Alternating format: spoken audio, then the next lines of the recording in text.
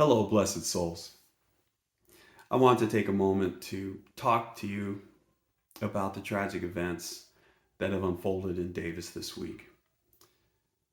As a community, we are straddling two states of mind: grief for the lives lost and irrevocably changed, and fear for our own safety as the assailant has not yet been captured.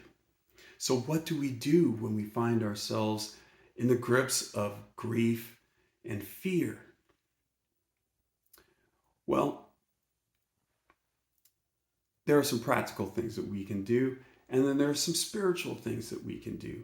But let us not be confused. These are not two hats that we put on and take off. We don't put on our spiritual hat, do our spiritual thing, and take that off, and then put on our practical hat when we need to deal with the really serious stuff. No, our spirituality is like spirit itself. It is always on, and it is always with us, and it is interwoven in everything that we do. So the spiritual and practical are bound together. They're not at odds with each other. And it's every bit as important to pray as it is to look both ways before you cross the street.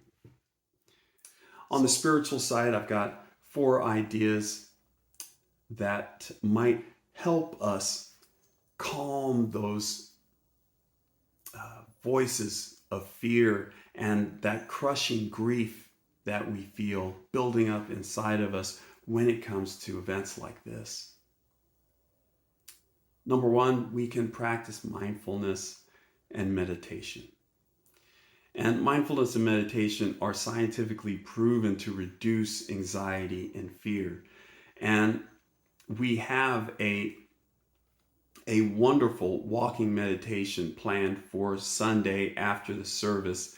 If you do plan to come down to the GPO today and visit us, we will have, after the service, a walking meditation with Jason Gerardo, where we take a half-hour stroll around Punta Creek, and then we have a half-hour of discussion about what mindfulness is and exactly what we're doing as we walk and meditate. So please come to the GPO this week and hear a great message and take a walking meditation with us where we really focus on what is important in our lives. Number 2, speaking of what's important in your life, connect with your community. Call a practitioner, call your prayer partner, call a friend, call me. Call someone that will help ground you, that will help remind you of the wonderful person that you are and that you are bound and connected with spirit, and that you can never be separated. So, number 3, practice gratitude. Write down what you're grateful for. Count your blessings and realize that your blessings are too numerous to count.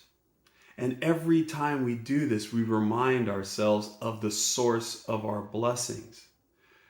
What are we grateful for? Who are we grateful to anyway?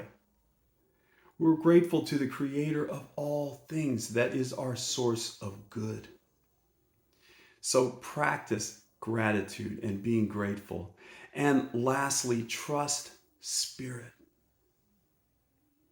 Trust in Spirit to guide you, to support you, to uplift you. Let's take that into prayer. And it is here and now, in this perfect present moment, that I declare that there is one Spirit, one guide, one consciousness, one source, one power.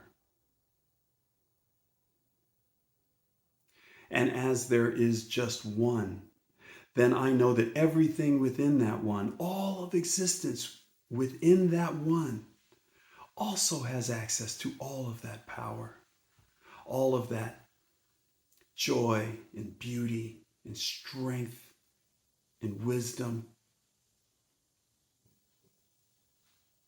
I know that we can never be separated from our Creator. This is our birthright. As citizens of the universe, our birthright is power. So I know that there is nothing to fear. I know that we are all within God.